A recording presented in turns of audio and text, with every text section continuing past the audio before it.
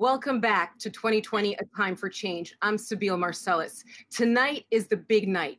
Joe Biden gives a speech and formally accepts the Democratic Party's nomination for president. But this comes as Washington is deadlocked when it comes to getting that next round of fiscal stimulus to Americans that really need it. Now, House Speaker Nancy Pelosi has put the blame squarely on Republicans. Here's what she said during the convention.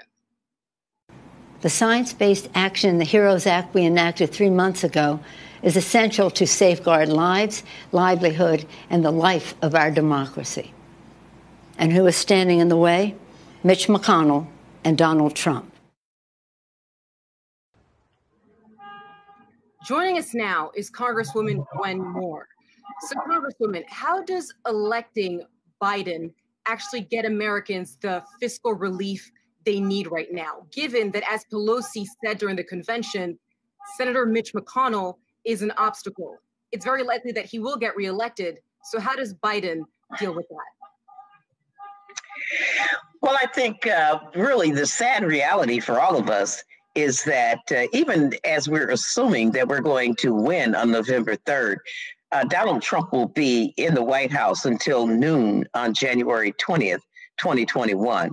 So it's not just a problem for Biden, it's a problem for all of us, which is one of the reasons that I think that Nancy Pelosi is bringing Congress back to try to force the Republicans, force their hands to do something even before the election, when under ordinary circumstances, we both of us would be out of session for our conventions and really digging our heels in campaigning.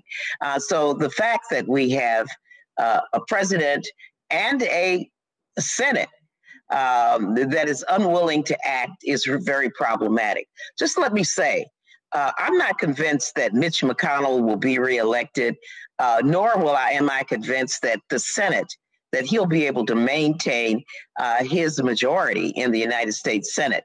None of us had really realistically hoped that we could flip the Senate until recently. You know, I think that there are many voters in red states who are puzzled by, for example, the president's desire to destroy the post office. The body bags are stacking up in red states as the pandemic has its way with them. And so it's not really clear to me that beyond January 20th, that we won't be able to try to undo this mess. But indeed, I'd have to admit, we are in a bind. And Joe Biden is in a bind, too. He has no power to do anything right now outside of which is why it is so important for Nancy to use that gavel. Well, there's a lot of talk about Republicans possibly coming up with this October surprise. We know what happened when it happened with Comey and Hillary Clinton during the 2016 election. Possibly Attorney General Bill Barr has something up his sleeve, but what about Democrats? Are they planning an October surprise? Today, a judge stood in the way of President Trump, preventing the Manhattan District Attorney from accessing his tax returns. Is that possibly what a Democratic October surprise would look like? And what impact would that have on the race? Well, I tell you, with folks like Letitia James, I mean, it just warms my heart. Even though you didn't say her name, just say her name. I think that is where we're going to see justices in the courts, to the extent that we've been able to do anything to stand off this assault on our democracy. We've done it with the judiciary. And so that I think that's the fail safe in our democracy that we're relying on, even though Donald Trump has been able to stack the courts with his friends.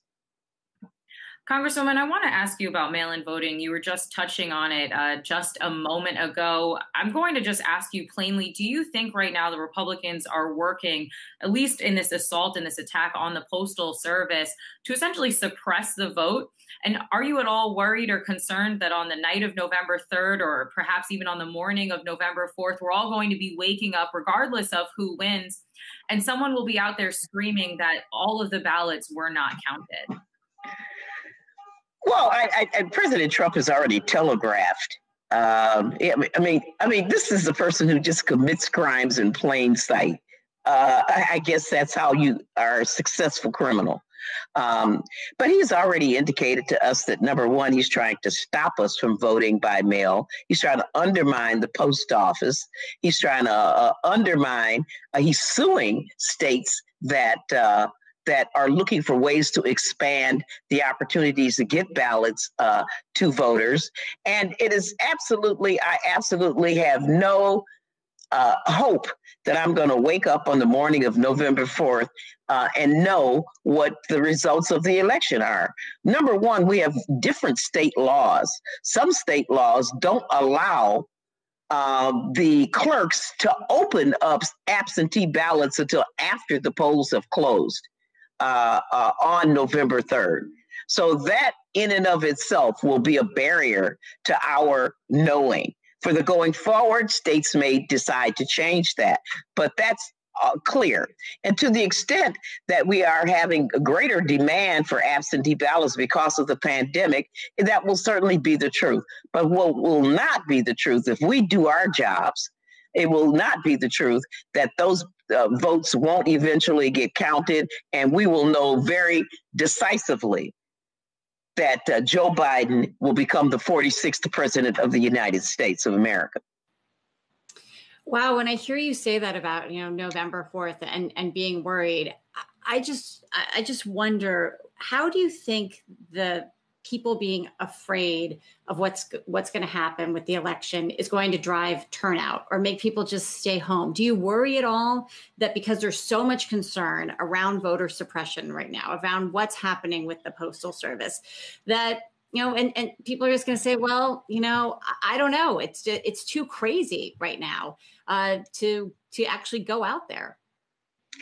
Well, let me just say this. I'm just going to give a plug for Milwaukee and for Ben Winkler, our state Democratic Party chairman, and for Joe Salamis, the CEO of the DNC, for Tom Perez, our chairman. To the extent that we weren't in denial about this pandemic, not only did we stand up this virtual convention, but we also stood up the academy, the training program, and we've been able to train 100,000 Democrats across the country on tactics and strategies and messaging.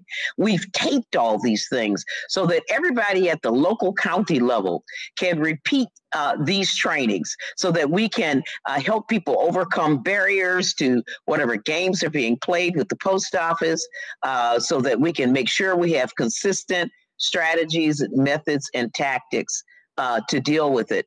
There were times when our biggest strategy was to rent vans so that we could take voters to the polls on election day.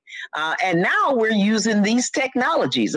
It is knowable. I'll give you an example. In the state of Wisconsin, we used 4 million of our CARES dollars so that our elections commission was able to send every single registered voter a ballot.